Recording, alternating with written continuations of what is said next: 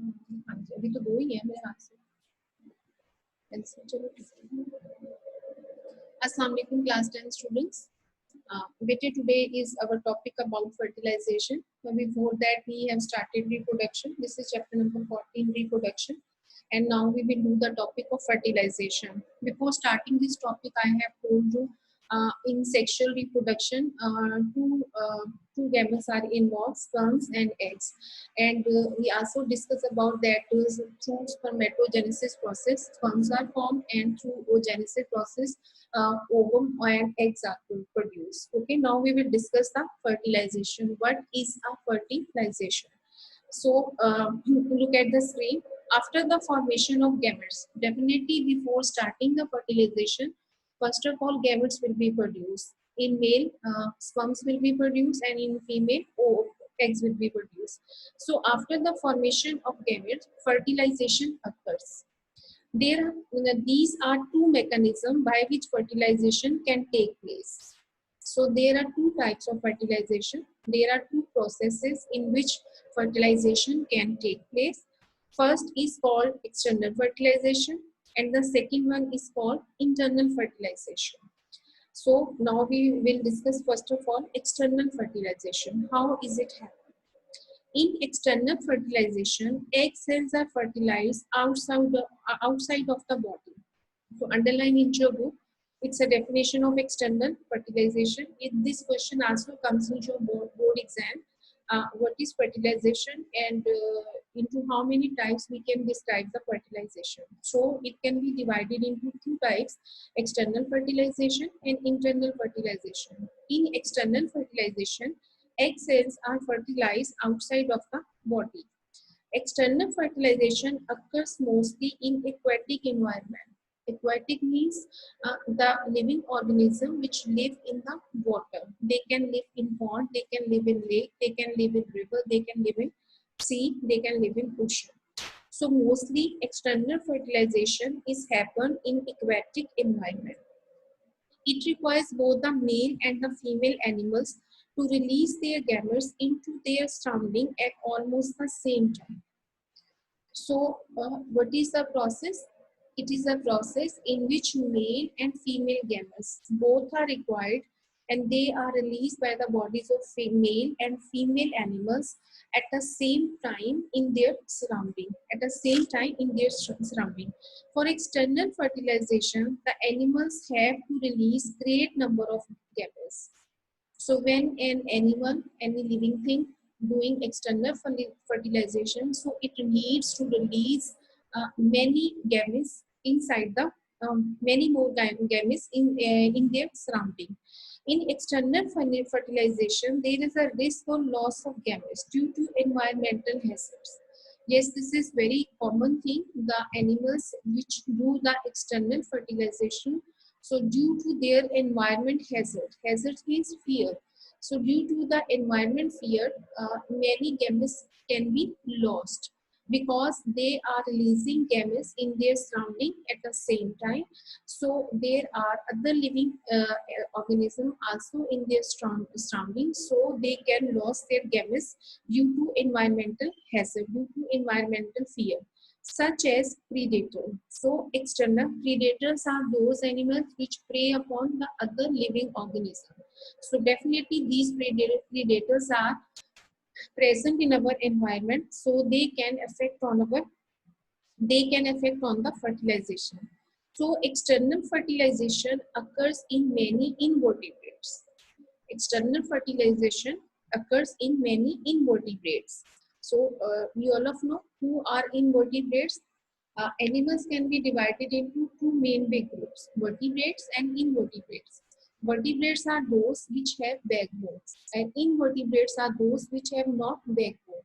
So mostly external fertilization occurs in many invertebrates. So you have to underline in your book for your MCQs. Invertebrate and the first two groups of vertebrates, that is fish and amphibians. We also know this thing that vertebrates can be divided into five main big groups. Vertebrates are those which have backbones. amphibians. Okay, so there are two main types of the five main types of vertebrates. They are reptiles, mammals, bird, fish, and amphibians. The first two groups of vertebrates are called fish and amphibians. So you can also see the diagram which is given in your book, and you can also see on the screen figure 14.20. It is an example of external fertilization in fish. You can see there is a male and female. Parents are in the surrounding and they are releasing gametes at the same time in their surroundings. So when they both have fuses with each other, so because of that, new offsprings will be produced.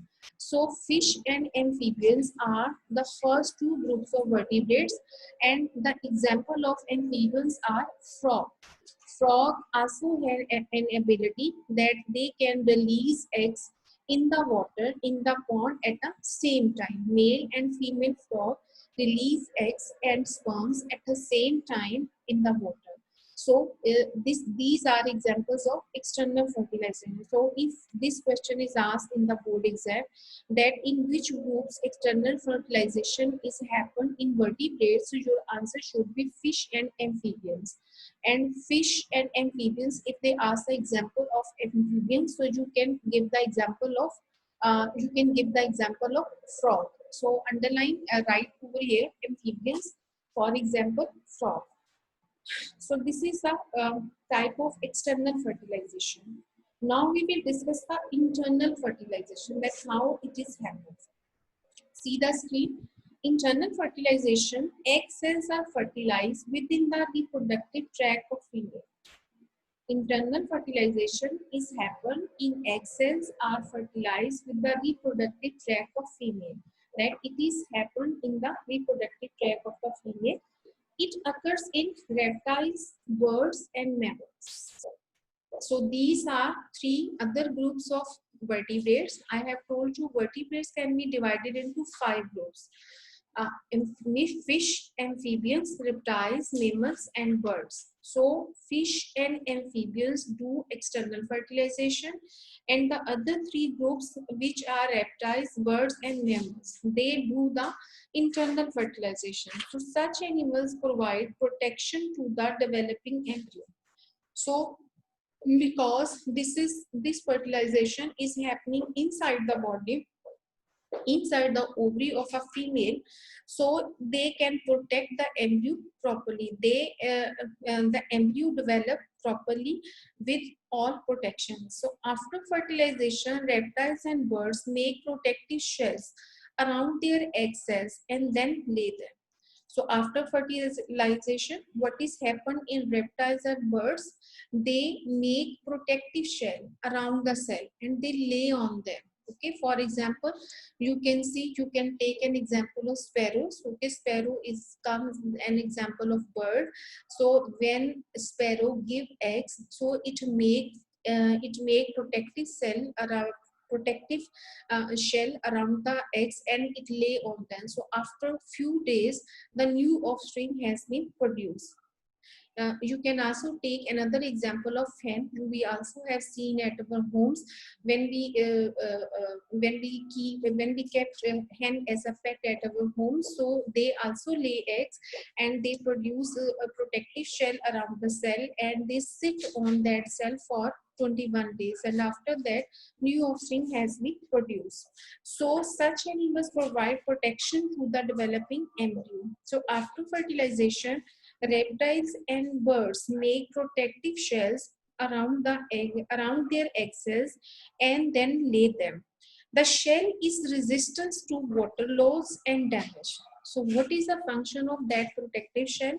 The important function of protective shell is that to resist to water loss, means it stops the water loss from the body of the embryo and protect it from damaging, okay, from spoiling. In mammals, with the exception of egg-laying mammals, in mammals, with the exception of egg-laying mammals, the development of fertilized egg into new baby takes place within mother body. So there is another example of mammals. We all of know that we know the characteristics of mammals. That mammals are those living organisms which come into a group of vertebrates which have backbones in their body. And the second important thing is that these have there are some mammals which lay eggs. We all of know that mammals are those which can birth their children, and which can feed their children, which have breastfeeding to them. So the mammals, but there are some mammals in the world which lay eggs. So in this line they are telling us in mammals, with the exception of egg laying mammals, that we are exempting egg laying mammals. Okay, so the mammals, their development of fertilized eggs into the new baby takes place within mother body. So this whole process is happen inside the mother's body in the womb, and the new embryo is formed and developed. In this case, there is extra protection to the embryo, and mother also supplies everything that embryo needs. So there is extra protection to the embryo. So this is a process in which extra protection is needed by an embryo, and these all nutrients and supplements are taken by embryo from their mother. Okay, you can also see the diagram which is given in your book, and you can also see on the screen figure 14.21. Reptiles and birds egg develop protection and food to embryo. You can see it is a diagram of an ovary. Inside the ovary you can see there is an embryo. Okay, you can also see there is an embryo.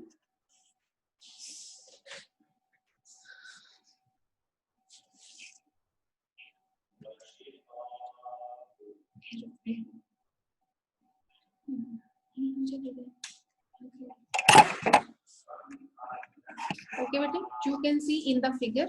Okay, this is a structure of an ovary. Inside the ovary, this is a placenta. Along with this is a part of the ovary which provide all nutrients to the embryo, and you can see this is an embryo.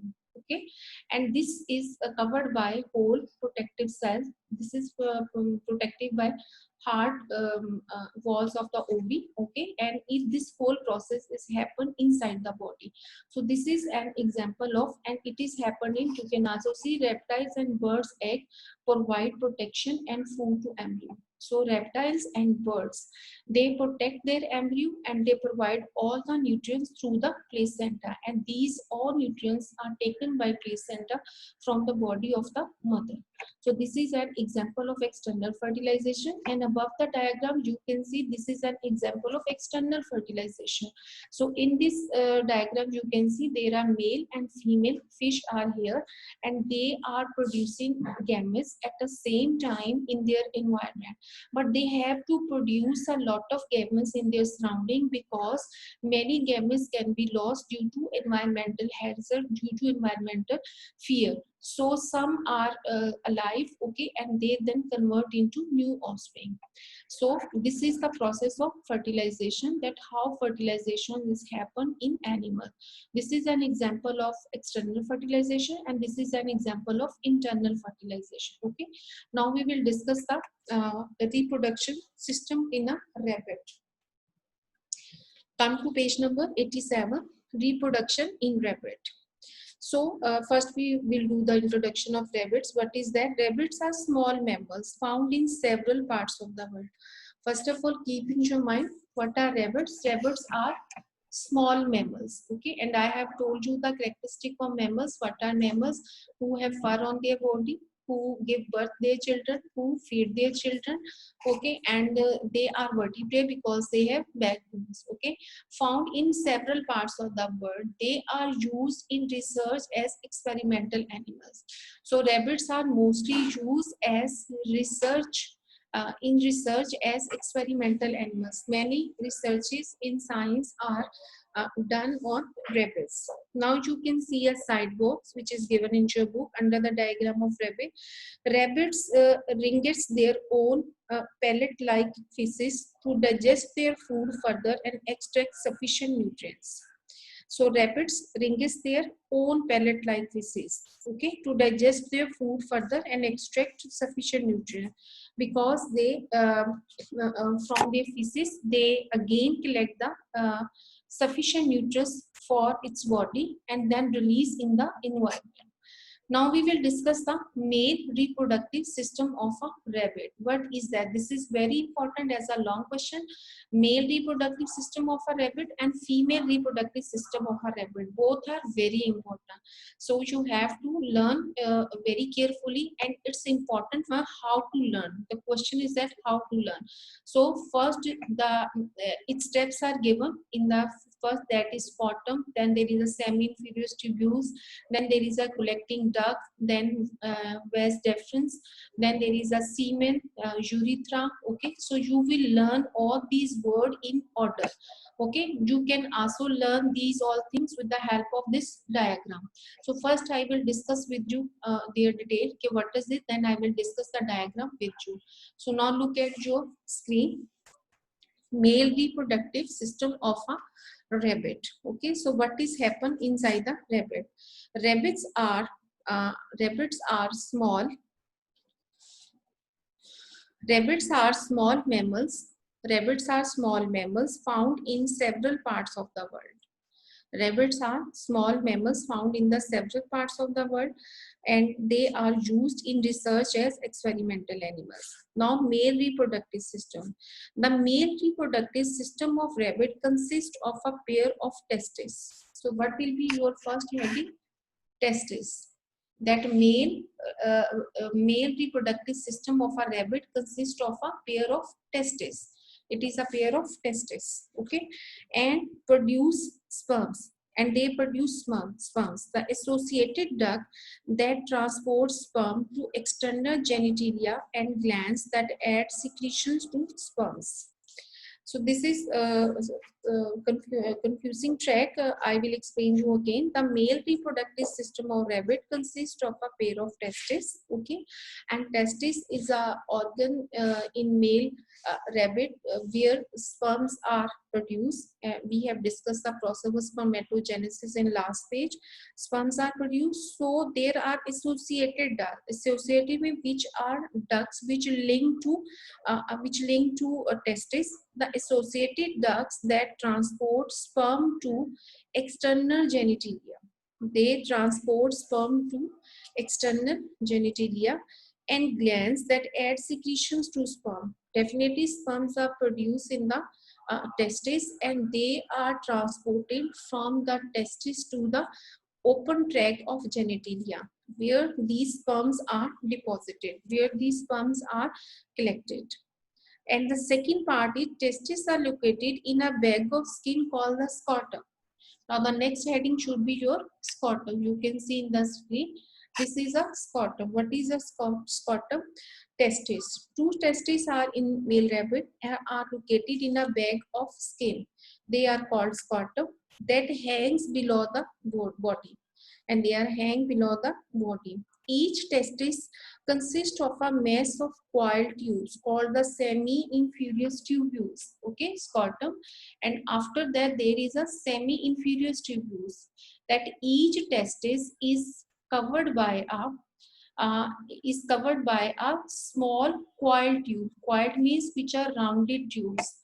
So these tubes are called semi-inferior tubules. You can also see in the screen, okay. In this diagram, they shown us a one testis, okay, and you can see this testis is covered by a bag of skin which is called scrotum, okay, and this scrotum is covered by rounded coil tubes inside it.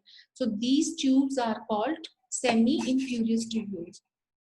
Now come to next point. Semi-inferior tubules. In these tubules, the sperms are formed.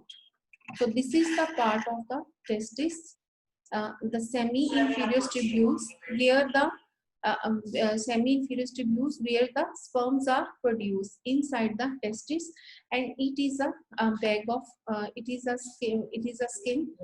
a bag of skin in which this testis is covered. It is protected over here. Now come to the next point. Look at the book. When sperms are mature, they accumulate in the collecting duct of testis and then pass to epididymis. Now, next point is that collecting duct and epididymis.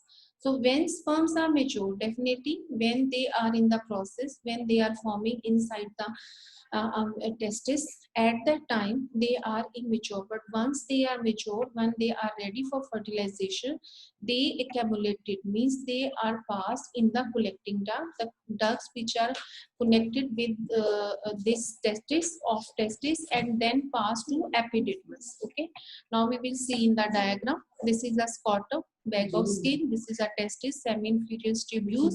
So these epi-inferior tubule are transferred to epididymis. Okay, these are the collecting duct along with an epididymis where it is transferred.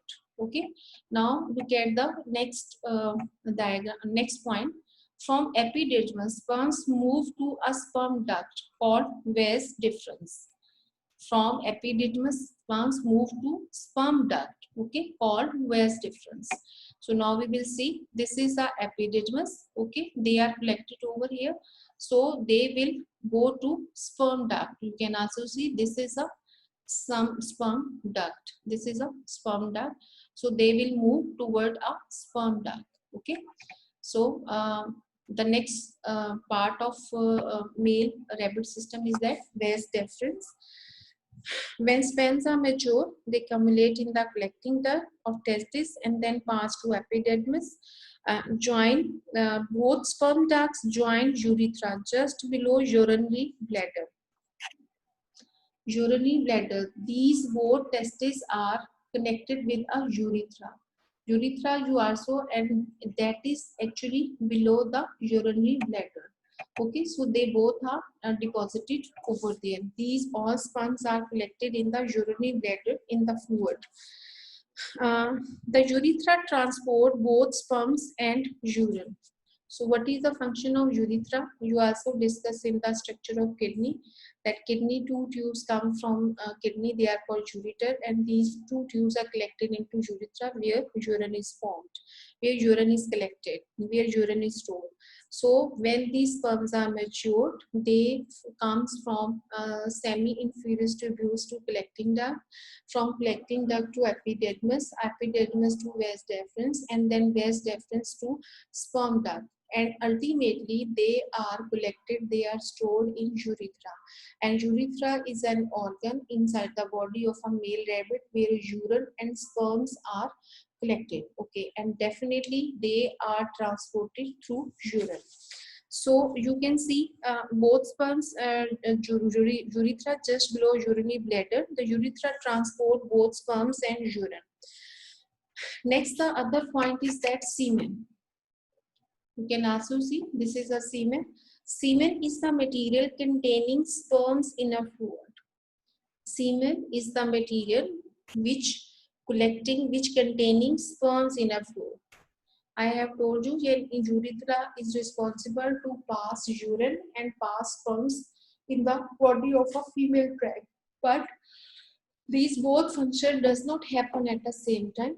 Okay, when sperms are discharged from the body of a male rabbit, so at that time semen is discharged. So semen is the material containing sperms in a fluid. That in a fluid where is the where are the sperms are collected, are produced. It consists of 10% sperms and 90% fluid. ये underline in your book.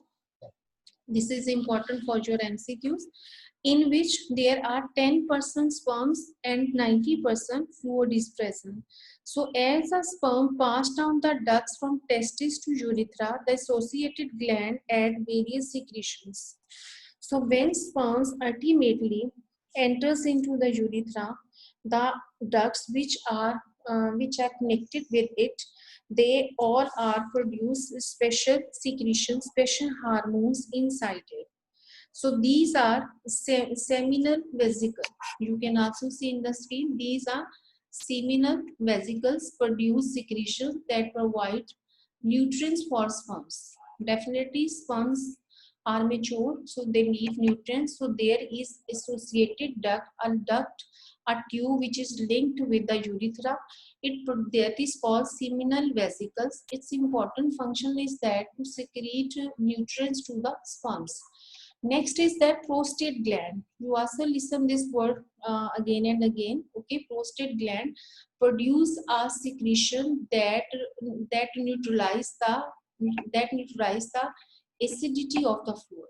So prostate gland play another important role.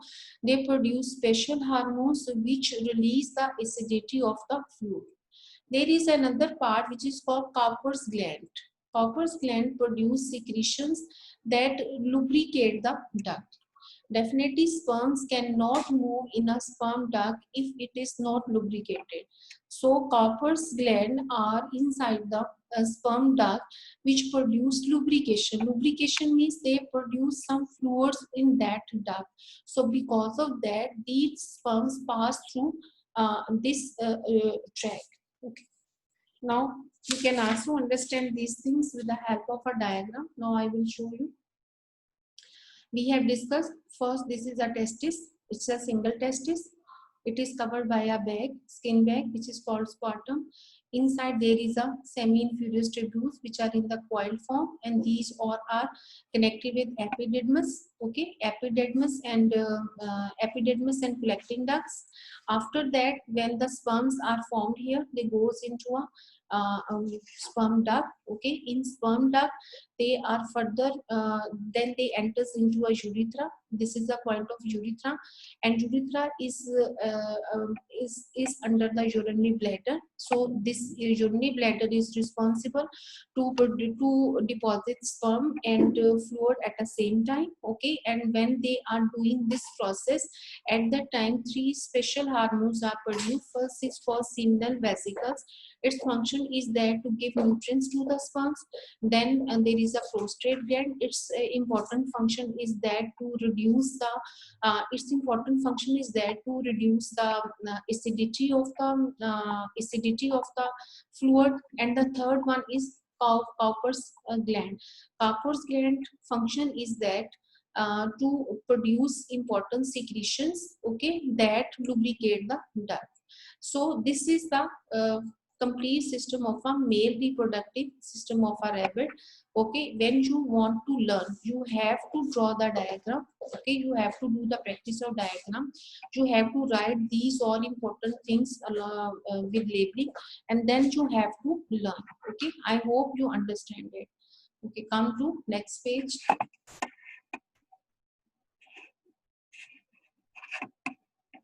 Now we will discuss the female reproductive system of a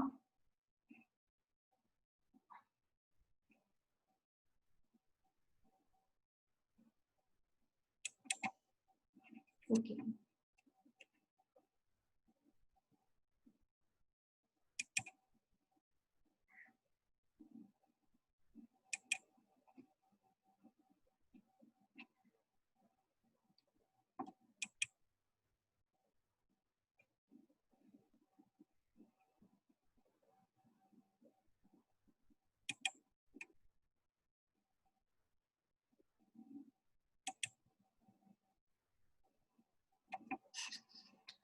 Okay, Betty. I hope you understand it.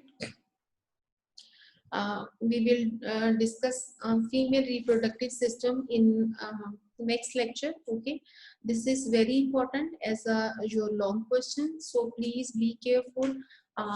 You have to draw the diagram. You have to write its labeling, and then you have to write its explanation. I hope you understand the today's topic. Okay, now your lecture has been ended. Inshallah, I will explain you female reproductive system in next lecture. Thank you so much. If you have any questions, you can ask.